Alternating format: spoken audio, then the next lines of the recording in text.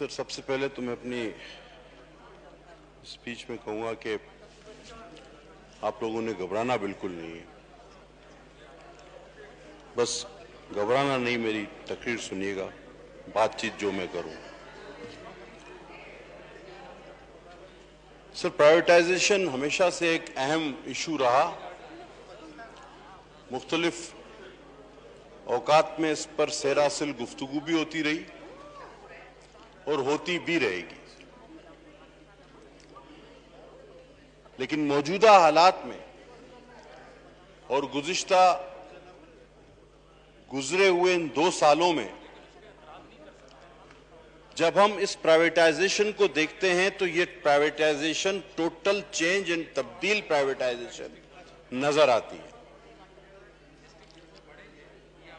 Sir, हम तो 2 साल पहले बजाय कुछ बेचने के 2-4 पड़ोसी मुल्क खरीदने की बातें कर रहे थे। हमारे पास तो इतने पैसे आने थे, हमने तो ये तो हांगकांग, जापान वापान तो ले लेना था 2 सालों में। $100 अरब की मनी लॉन्ड्रिंग रुक जानी थी 1 साल में, तो इसमें तो कोरिया आ जाता है इतने का। तो 15 अरब रुपए रोजाना करप्शन हो रही थी, वो रुक गई, तो ये नेपाल शेपाल हम खरीद देते। लेकिन ये हम बेचने पर क्यों आ गए? क्या इसी स्टील मिल के बाहर खड़े होकर honourable president of Pakistan, honourable prime minister of Pakistan, honourable minister Asad Umar साहब, उन्होंने ये नहीं कहा था कि कैसे नहीं चलेगी ये स्टील मिल?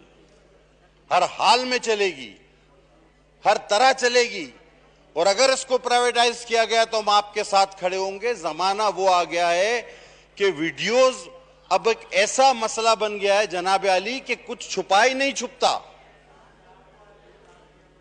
ये सारी चीजें मौजूद हैं। आज आप स्टील मिल के फिर पीछे पड़ गए। दरअसल ये स्टील मिल नहीं, ये स्टील मिल के साथ साथ 12,000 एकड़ जमीन भी है सिंध हुकूमत की। आपने कहा जी हम गरीब नवाज, गरीब लोगों की हुकूमत, गरीबों का ख्याल। कोविड में छाबड़ी वाला कहां जाएगा? कोविड में गरीब आदमी का क्या होगा? और दूसरे ही दिन पीटीडीसी के मुलाजमीन को कोविड के ही जमाने में 500 लोगों को बगैर कुछ बताए, बगैर कुछ दिए लेटर थमा दिया कि भैया कल से नौकरी पे नहीं आना, जाओ, ये है हमारा कोविड। सर, कोलो फैल के तजाद का कोई एक पैमाना तो होना चाहिए ना, कोई एक पैमाना। ये बिल्कुल उलट किस तरह हो जाता है? सर, हमने कर्जे वापस करने की बातें की थी, हमने तारीखी कर्जे ले लिए, हमने नौकरियां देने की बातें की थी, वो भी करोड़ों। अब हम प्राइवेटाइजेशन के जरिए लोगों को बेरोजगार करने जा रहे हैं। सिर्फ एक स्टेटमेंट पर मेरे वजीर के पूरी एयरलाइन बैठ गई, और अब उसका भी अंजाम पता नहीं क्या होगा। यकीनन वही होगा जो इस मुल्क का 2 सालों में हुआ है।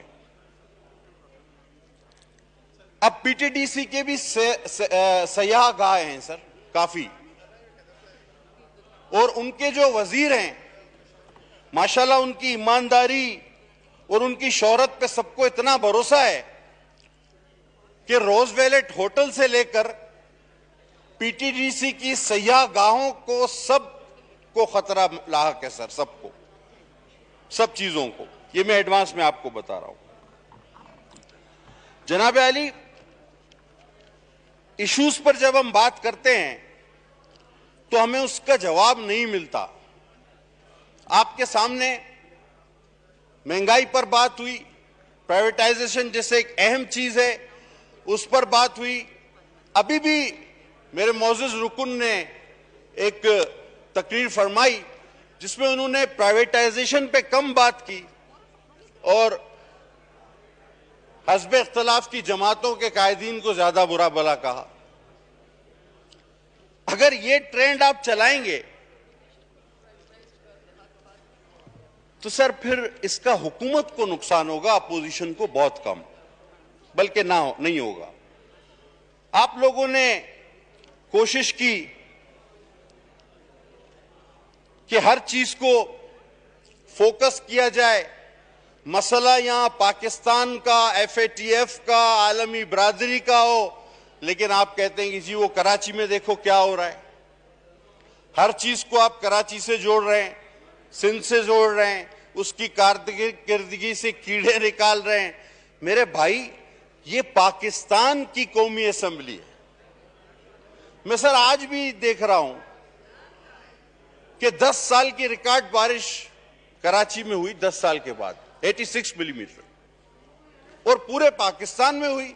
हर जगह की वीडियोस हैं, हर जगह गाड़ियां तैर रही हैं। मेरे 14 MNA कराची से पाकिस्तान तहरीक इंसाफ के हैं, 14 आउट ऑफ 21।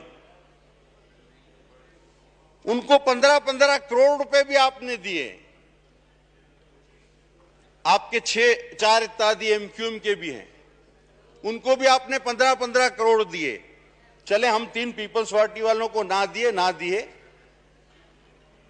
लेकिन मुझे ये नहीं पता कि इन मेरे MNAs ने ये 15-15 करोड़ रुपए अपने अपने इलाकों में सीवरेज के निजाम पर लगाए हैं या नहीं लगाए। कराची एक मिनी पाकिस्तान है सर। 3.5 करोड़ लोग हर माह एक मोहतात अंदाजे के मुताबिक 50,000 लोग आकर सेटल होते हैं वहां। वो एक मिनी पाकिस्तान है। और जब हमारे चेयरमैन ने कहा, और चूंकि आपको उनकी उर्दू पे भी एतराज रहता है, और जब वो अंग्रेजी में बात करें तो कहते हैं यार ये तो पाकिस्तान है, ये तो अंग्रेजी में क्यों बोलता है। तो उन्होंने कहा कि जब ज्यादा बारिश होती है तो पानी ज्यादा आता है, तो इसमें कोई गलत बात नहीं थी। लेकिन आपने उसका एक मजाक उड़ाया। अगर मजाक उड़ाने पर हम आ जाएं तो आपने ऑक्सीजन रात को निकालनी शुरू कर दी थी दरख्तों से, तो लोग रात को वॉक करने चले गए। एक एक चीज अगर मैं गिनवाना शुरू करूं, कहा जी बिजली क्यों महंगी हो रही, का मलेशिया से पाम ऑयल महंगा आ रहा है, नहीं आ रहा है इसलिए बिजली को पाम ऑयल से जोड़ दिया। सर आपने दुनिया के नक्शे जो हिला दिए, आपने जर्मनी जापान मिला दिया। मैं किस किस बात पर जाऊं, लेकिन मेरे ख्याल में ये मौजू फिर कभी सही। सर अभी के इलेक्ट्रिक में हैरान था एक मुजाहरा देखकर कि पूरी हुकूमत असेंबली के बाहर, पूरी हुकूमत वो केई के खिलाफ मुजाहरा कर रही है। मैंने हुकूमत की इतनी बड़ी वज़रा की तादाद और उनके इत्तेहादी एक छोटे से इदारे जिसको मुशर्रफ दौर में इत्तेहादियों ने मिलकर प्राइवेटाइज कराया, उसके खिलाफ मुजाहरा कर रहे थे। कोई एक्शन नहीं ले रहे थे, कोई एक्शन नहीं ले रहे थे। और गुज़िश्ता बरस जितने लोग बारिशों में जान से गए, आज तक उनका कोई हिसाब नहीं हुआ। और इस बार फिर लोग जान से जा रहे हैं। लोग पानी में डूब के नहीं मरते सर, लोग पानी में करंट की वजह से मर जाते हैं। और आप ट्वीट किए जाएं सर, अगर हमने प्राइवेटाइज करना है और अगर हालात इतने खराब हैं, और बकौल जॉन एलिया के कि क्या सितम है कि अब तेरी सूरत गौर करने पे याद आती है, कौन इस घर की देखभाल करे, रोज एक चीज टूट जाती है। तो सर फिर पूरा मुल्क ही एक साथ प्राइवेटाइज कर दे, ये तो बड़ा अच्छा फिर आपको दाम मिल सकता है। हम तो मुल्क खरीदना चाहते थे ना, लेकिन अब हम उस नहज पे आ गए हैं कि शायद हमें मुल्क बेचने पड़े। जनाब अली आगे चलिए। हमने आपको मशवरा यह दिया कि यह मुनासिब वक्त नहीं, इस वक्त दुनिया में कोविड की वजह से रिसेशन है। हम प्राइवेटाइजेशन के खिलाफ नहीं, लेकिन जो आइकन्स हैं हमारे, जो हमारे शहीदों की निशानियां हैं, उनको खुदारा औने पौने एटीएम्स को ना दिया जाए, यह हमारी सजेशन थी। लेकिन नहीं, मेरे ख्याल में एटीएम जल्दी में है, उनको आसपास के हालात बदलते नजर आ रहे हैं, वो अपना लगाया हुआ पैसा सूद समेत वापस चाहते हैं। आज हर रोज कराची के लोग बिजली को तरसते हैं और रोजाना बिजली महंगी होती है, बिजली मिलती भी नहीं, महंगी भी होती है। नकवी साहब का कोई नाम नहीं लेता। एक शख्स ने नाम लिया था, उसको उसके ओहदे से हटा दिया गया। पटेल साहब 10 मिनट हो गए। सर आप हुक्म करें, 10 मिनट और करूं? 10 मिनट का टाइम दिया हुआ है सबको। अच्छा, मैं समझा आप कह रहे हैं 10 मिनट और। मैं सर 5 मिनट कर दें जी। जनाब आली, कराची के जो मसाइल हैं और प्राइवेटाइजेशन के जो मसाइल हैं, इसके लिए सबको सर जोड़ के बैठना होगा। ये इस मुल्क आपस का में बातचीत ना करें, अपनी अपनी निशस्त पे बैठ जाएं। तमाम मुअज़्ज़िज़ अरकान से मेरी गुजारिश है कि अपनी अपनी निशस्त पे बैठें सर और खामोशी इख्तियार करें। सर पीठ ऐसे उसकी तरफ ना हो, ये रूल के खिलाफ है सर। ये इस तरह की बातें ना करें, आपकी भी पीठ किसी की तरफ है, ये बातें नहीं करें। बिल्कुल सर, चेयर की तरफ ये बातें नहीं करते सर, रूल के खिलाफ है। ये आप इस तरह बात नहीं करें। सब जो है वो अपनी अपनी निशस्त पे बैठ जाएं जी। सर मैंने रूल कोट किया आपने सर, मैंने तो रूल कोट किया है। ये अपनी निशस्त पे जा रहा है तो इसकी पीठ इसी तरफ होगी अगर वो नहीं, पीछे बैठ रहा है। जाते हुए नहीं सर, खड़े हुए हो। जाते हुए नहीं कह रहा आगे सर, जाते हुए आते हुए छोड़े, आप अपनी स्पीच करें, निजकारी पे आए। खड़े हुए होते कहता पता नहीं आप क्यों नाराज होते सर। मैंने तो सही रूल कोट किया था, बहरहाल आप अपना उसका मतलब निकाल लेते हैं, इससे मेरा मतलब नहीं था। जनाब आली, हमारे ऑनरेबल मिनिस्टर फॉर प्राइवेटाइजेशन तशरीफ रखते हैं, हमें उनसे बड़ी तवक्कुआत है। खुदा के वास्ते उनका माजी का तजुर्बा, वो इस ना तजुर्बेकार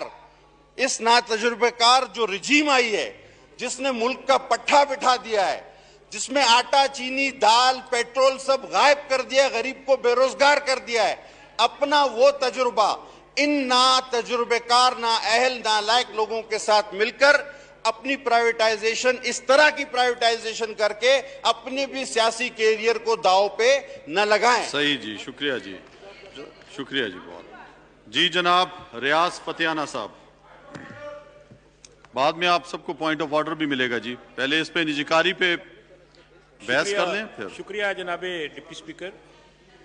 जनाबे वाला, इस वक्त दुनिया में दो किस्म की इकॉनमीज हैं, एक है कैपिटलिस्ट इकॉनमी, दूसरी है सोशलिस्ट इकॉनमी, जो उर्फ़ आम में समझी जाती है।